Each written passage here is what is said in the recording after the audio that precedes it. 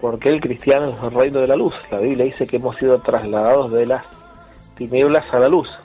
Y ahora de ese reino que nosotros salimos y fuimos arrancados, ahora estamos en oposición a ese reino. Y este reino está al frente y dirigido por las entidades espirituales. Hay muchas preguntas para hacerles a esto. No vamos a hablar de temas doctrinales puntuales que podríamos hablar en otro momento, ¿no es cierto?, en cuanto a doctrina, sino puntualmente en este enfrentamiento espiritual.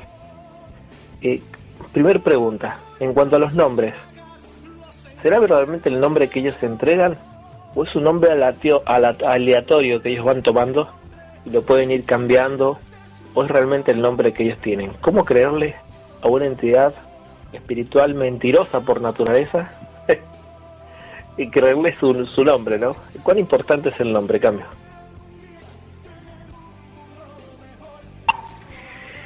Bueno, según lo que dice la Biblia, profe, el nombre de las cosas pues representa su naturaleza, su trabajo.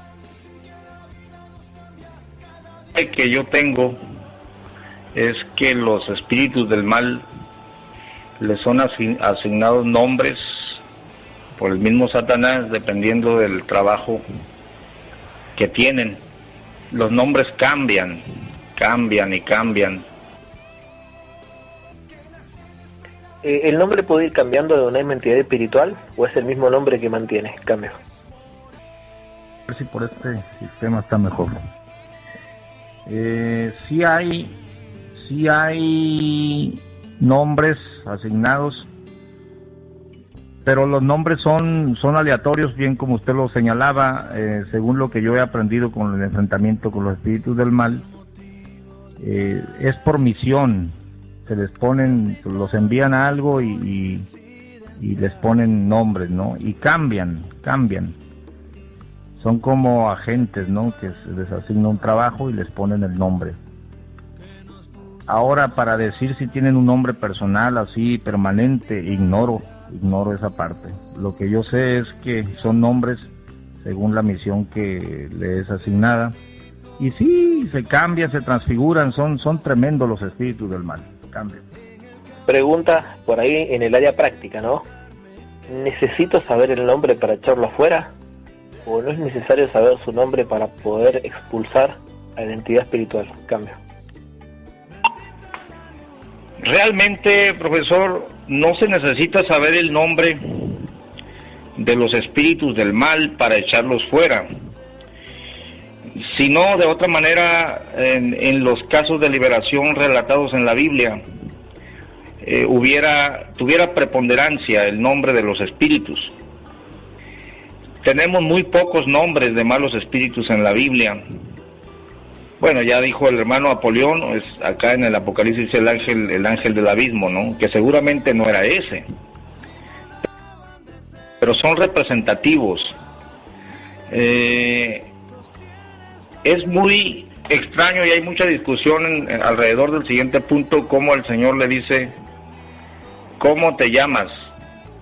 Y es que siempre hemos de caer al mismo punto, si todo tenemos que hacerlo según lo indique el Espíritu Santo. Hay veces que a mí el Señor me ha motivado para preguntar el nombre, hay veces que ellos solos lo dan, y hay veces, amados hermanos, que ni siquiera es necesario hablar con ellos, no aguantan mucho, se van.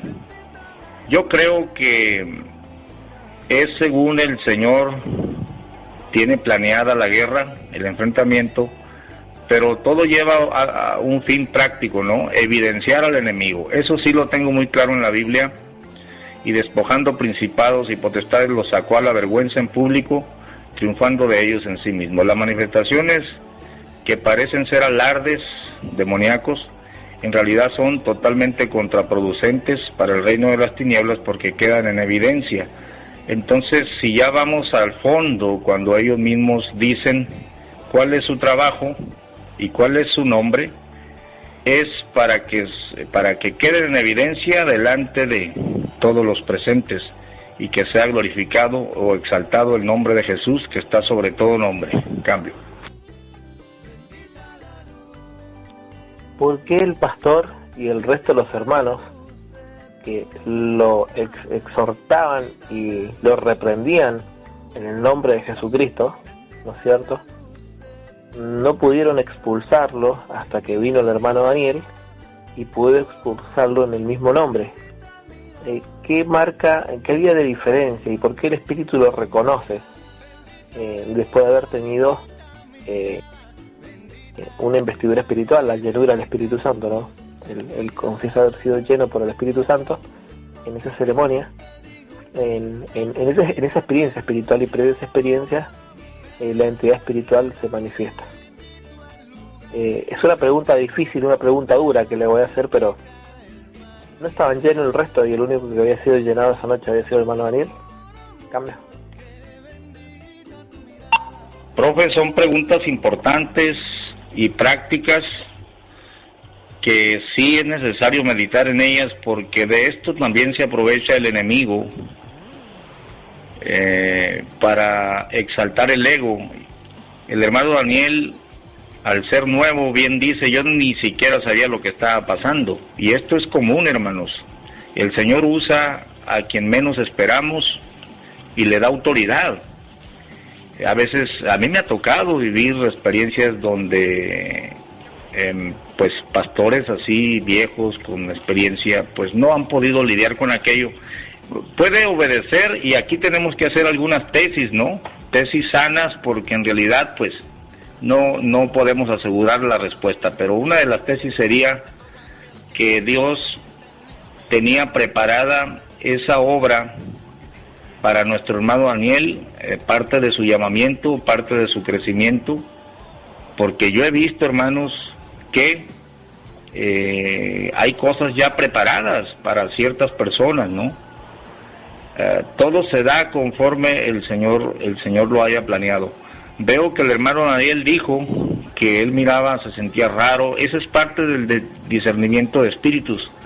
Cuando se llega a un lugar o cuando algo va a suceder, uno alcanza a percibir algo. El hermano Daniel lo describió bien, porque eso es lo que uno dice o puede decir.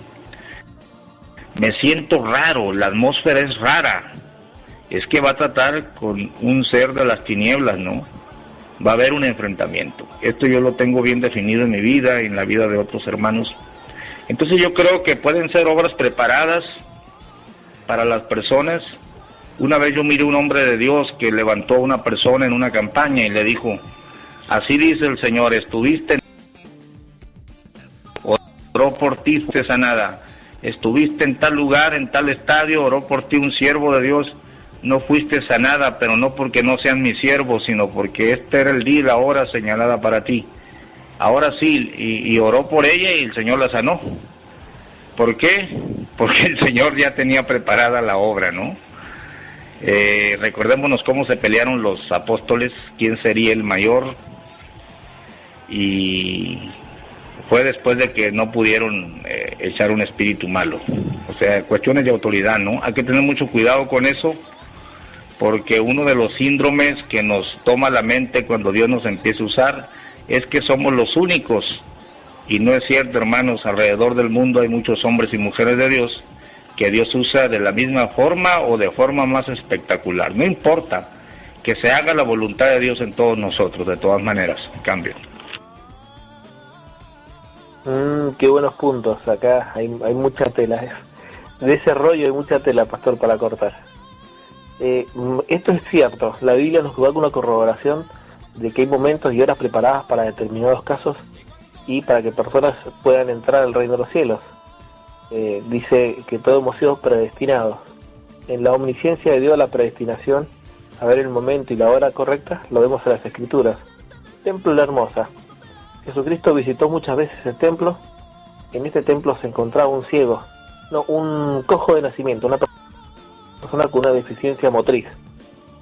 Posteriormente vamos a ver en el libro de los Hechos a Pedro y a Juan, si más no me equivoco, los dos entrando al mismo tiempo que Jesucristo había ido muchas veces a ese templo por la entrada de la Hermosa. Entonces se encontraba este cojo de nacimiento, que siempre, dice la Escritura, estaba ahí. ¿Por qué Cristo no lo sanó? Así que como Cristo cuando entró en Capernaum y en otros lugares y no hizo muchos milagros por falta de fe, vamos a ver, a Pedro y a Juan, miraron los ojos de aquel cojo, y al verle, ¿qué es lo que miraron dentro de él? Dijeron, no tenemos ni oro ni plata, más lo que tenemos, eso te damos. Y mirándole fijamente a los ojos, dijeron, te sano. ¿Qué es lo que buscaron en este personaje? Y no es la única vez que lo hacen. Miran a los ojos fijamente, a ver si hay eso necesario. Tal vez sea la fe. No aclara exactamente el texto, pero vemos los contextos que sí, había fe. Cristo tenía la suficiente capacidad, pero la falta de fe impedía. Y esta persona siempre estaba en la entrada. Y ahora entró el templo, podía entrar. Había motivo, ¿no es cierto?, que la gente con deficiencias motrices, por cuestiones de la ley, no podía entrar al templo. Habían impedimentos legales en el aspecto levítico que le impedía. Y acá vemos a esta persona. Y hay un momento correcto y un momento oportuno, que no fue Cristo, sino que fueron sus discípulos, con la misma autoridad, el Espíritu Santo y el investimiento del Espíritu Santo que operaba en Cristo. Cristo decía que Él no hacía las cosas por Él, sino por el dedo de Dios. Las hacía por la voluntad de Dios, por el Espíritu Santo, un pasaje paralelo, por el Espíritu Santo de Dios, ahí se manifestó. Así que esto no está lejos ni extraño a la Biblia. Hay momentos y personas adecuadas, en los momentos adecuados para manifestarse. Probablemente si agreguemos la tesis, pastor, que sea parte de la escuela práctica que el Señor nos tiene a cada uno en diferentes lugares. Y no es que seamos más que el resto, sino que es parte del plan que Dios y el propósito que tiene sobre nuestras vidas. Adelante, pastor Gamaliel Cambio.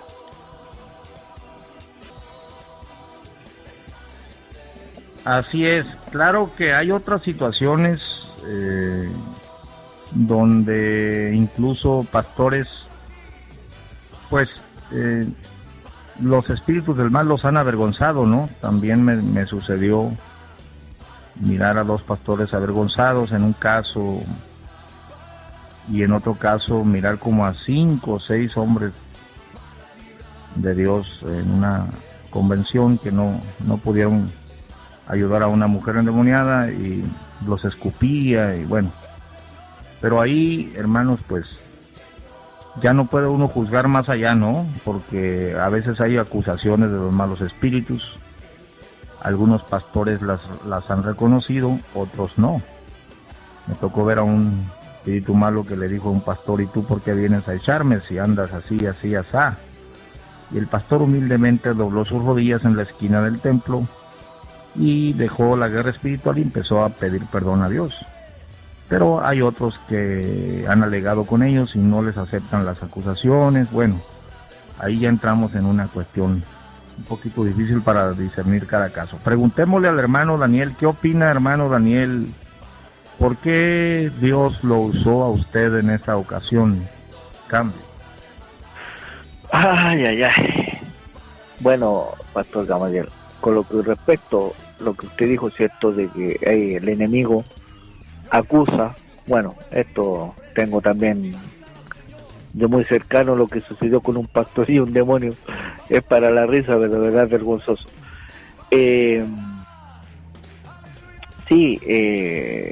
Bueno, partió todo de aquí, de mi casa, ya, por burlarme yo, entre comillas, de los hermanos, cómo saltaban, cómo danzaban, cómo se movían. De ahí partió todo este evento hasta llegar a la iglesia. Pero estaba marcado ya, porque ya con el tiempo, ya ahora ya más maduro, más desarrollado en el ámbito espiritual, el Señor algo me estaba entregando en ese entonces, me estaba entregando un ministerio, el cual es de liberación y restauración. Y tuvo que partir de esa manera fuerte. Como digo, yo nunca en mi vida había visto algo así, ni en las películas de terror que daban, ¿cierto? Había visto algo así en vivo y en directo. Ya después con el tiempo uno va viendo cosas ya y se abalanza, nomás no hay miedo.